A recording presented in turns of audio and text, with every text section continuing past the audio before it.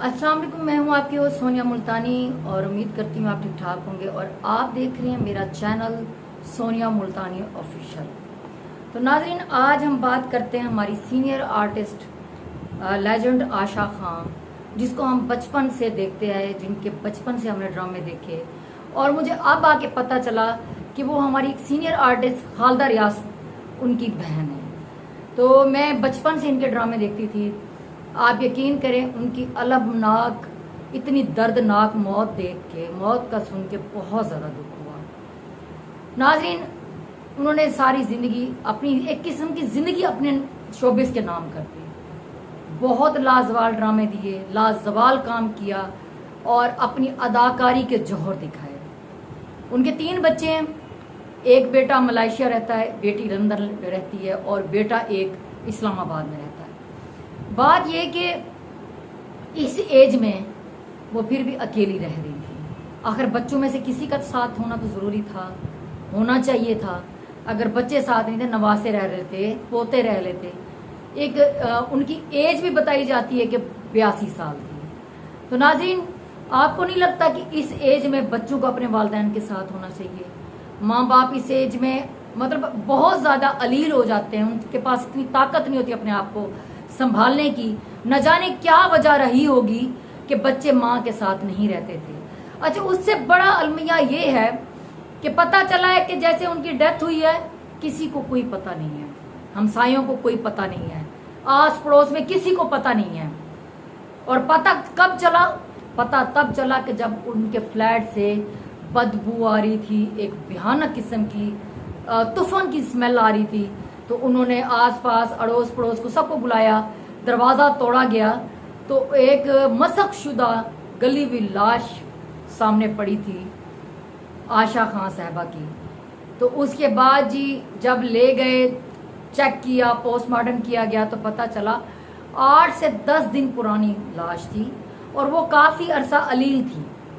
उनके पाँव में फ्रैक्चर हुआ था, जिसकी वजह से चलना फिरना भी उनके लिए बहुत मसला हुआ था।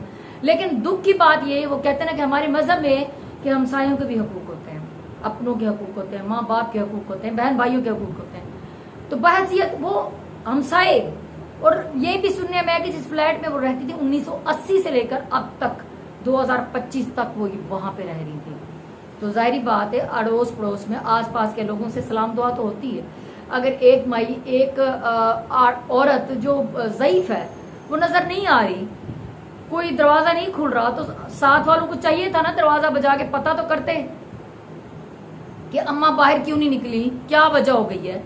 अब सोचने की बात ये है, बड़े दुख की बात है कि बच्चे भी, अगर बच्चों में से डेली कोई राब्ता करता या एक दिन छोड़ के दूसरे दिन राब्ता करता, या बेटे अगर फर्ज करें, बेटे फिर भी अगर माँ बाप से गफलत बरत लेते हैं, साइड पे हो जाते हैं, लेकिन बेटियां तो माँ बाप का साथ नहीं छोड़ती, चाहे वो दुनिया के किसी कोने में बैठी हो।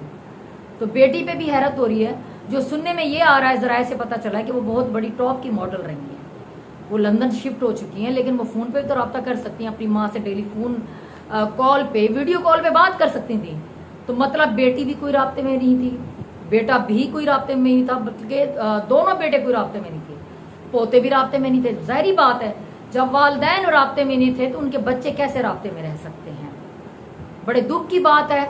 अभी मैं देख रही थी बहरोज सब्जवारी का बयान कि वो कह रहे थे कि मैं 2 साल से उनसे रब्ता कर रहा था, मैसेज करता था, रब्ता करता था, ना वो फ़ोन उठाती थी ना वो बात करती थी, बल्कि वो अब हर इवेंट से भी साइड पे रहती थी। और किसी किस्म की कोई पार्टी में, कोई ड्रामा फंक्शन में, किसी किस्म के ड्रामे में, अब वो हर चीज़ से साइड पे हो गई थी।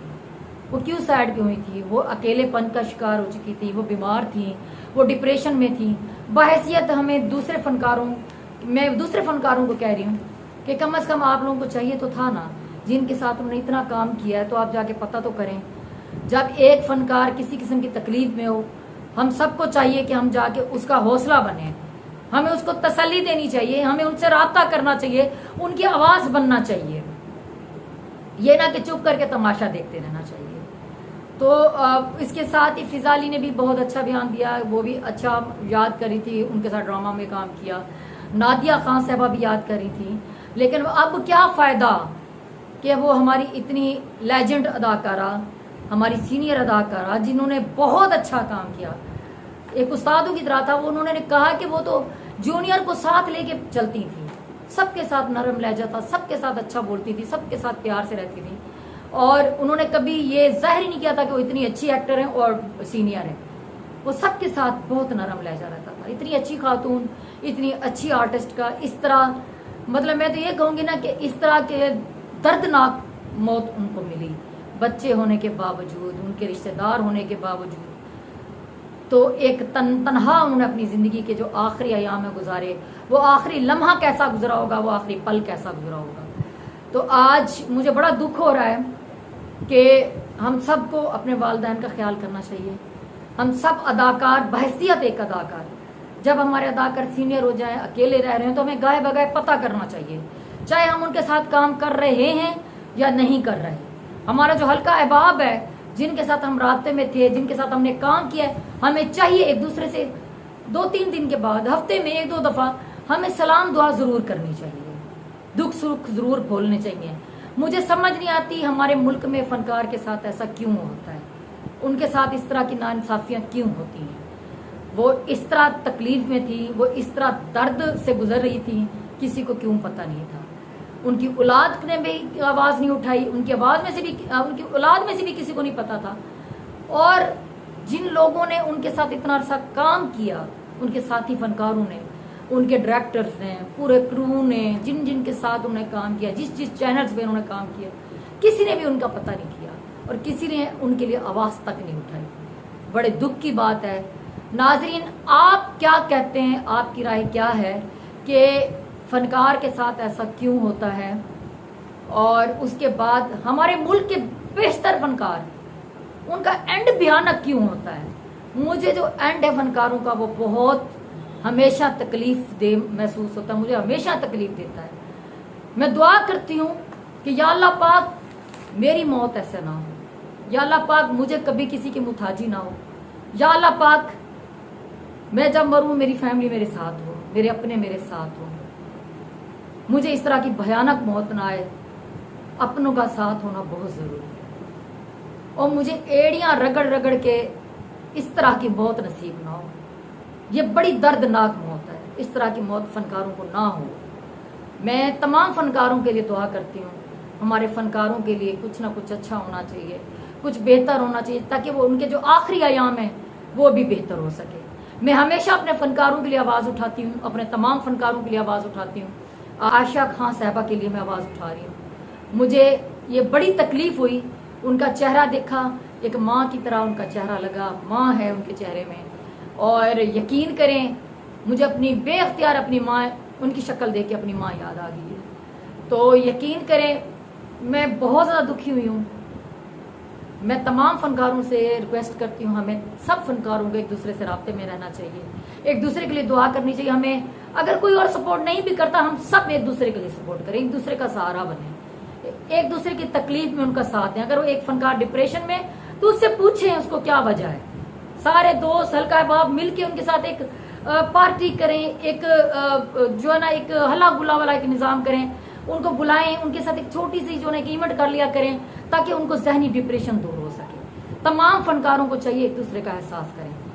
اگر تمام فنکار ایک دوسرے کے لیے کرنا بھی شروع کر دیں، تو ہمیں کبھی بھی ضرورت نہیں پڑے گی کسی کی مدد کی، کسی مخیر حضرات کی، کسی کے آگے ہاتھ جوڑنے کی ضرورت نہیں پڑے گی۔ ناظرین، آپ اس بارے میں کیا کہتے ہیں؟ ان کے عائشہ خان صاحبہ کے بچوں کے بارے میں کیا کہتے ہیں؟ کیا ان کے ساتھ اس طرح ہونا چاہیے تھا؟ کیا ان کے بچوں کا ان کے ساتھ ہونا ضروری نہیں تھا؟ آپ اپنے رائے کا اظہار ضرور کر سکتے ہیں کمنٹ میں، اور میں انشاءاللہ تعالی اس کے ساتھ آپ کے کمنٹس کا جواب دوں گی۔